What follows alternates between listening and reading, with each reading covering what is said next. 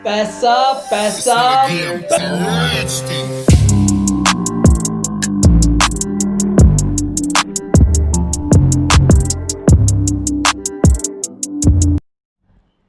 Money matters.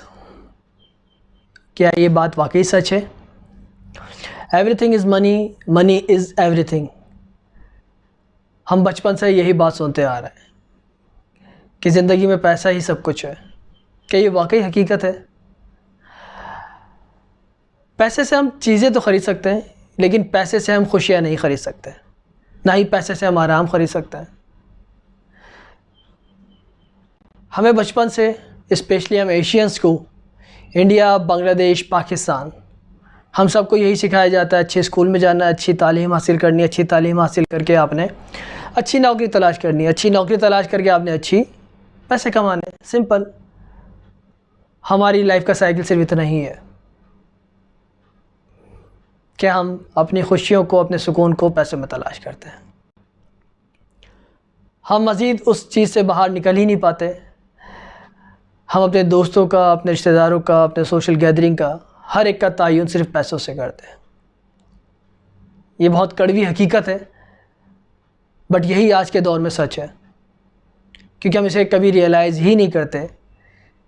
ये हमारे mind में इस तरह सेट कर दिया गया है, जैसे एक चिप लगा दी गई है कि बस आप दौड़ते जाए और पैसे कमाते जाए और पैसे बनाने वाली एक मशीन बन जाए।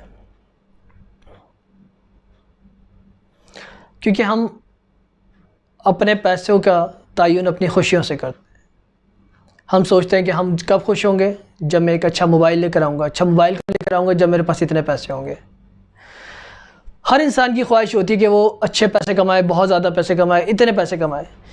क्या आपने कभी सुना है कि पैसे कमाने का कोई एक फ़िगर हो, मैं इतने पैसे कमा लूँगा तो मैं खुश हो जाऊँगा? नहीं, ये कभी भी नहीं हुआ। आप जितने पैसे कमाएंगे, आपकी ख्वाहिश इतनी ही बढ़ती जाएंगी, और एक टाइम आता है कि आप इतने पैसे कमा लें, इतने पैसे कमा लें, उसके बाद वो पैसा भी अपनी वर्थ खो देता है। उसकी रीज़न है।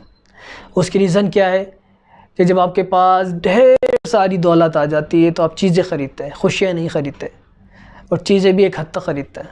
उसके बाद आप क्या ख़रीदेंगे और क्या करेंगे? आपके दोस्त, आपके अहबाब, आपके रिश्तेदार आपसे दूर होते चले जाते हैं और आप उनसे दूर होते चले जाते हैं।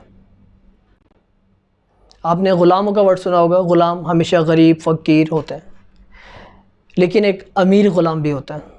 कभी आपने ये जाना है कि अमीर ग़ुलाम कौन से हैं? गरीबों को तो सबको पता है कि जो गरीब है वो ग़ुलाम बन जाता है, वो मेहनत करता है, वो पैसे लेता है। लेकिन अमीर ग़ुलाम भी हैं। वो कैसे हैं?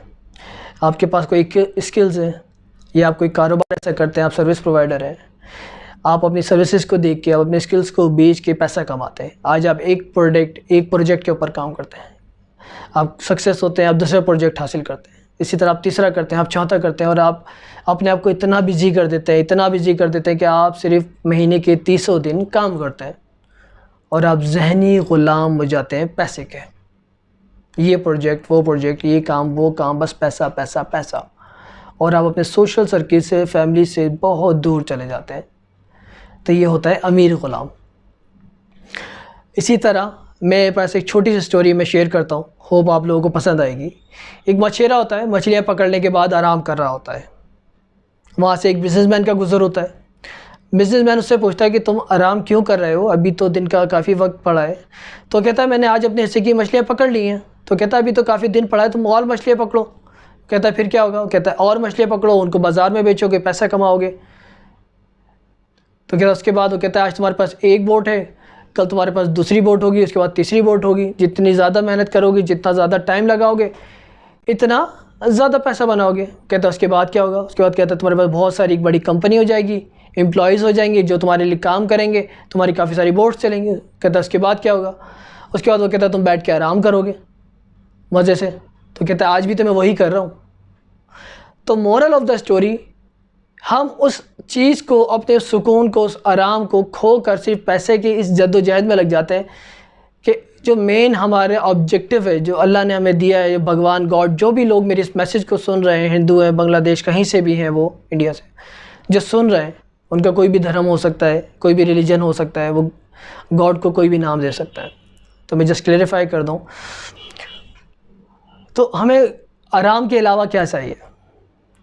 हमने कभी उस बच्चे को देखा है जिसे हम बकरीद वाले दिन, ईद वाले दिन, किसी त्यौहार को, रिलीजियस वाले दिन अच्छी घड़ी ख़रीद के देते हैं, कपड़े ख़रीद के देते हैं, शूज़ ख़रीद के देते हैं, उसकी खुशी की इंतहा देखिए आपने, वो किस तरह खुश होता है, क्योंकि वो उसका तायुन पैसे से कभी नहीं करता, वो उस खुशियों को सेलिब्रेट करता है।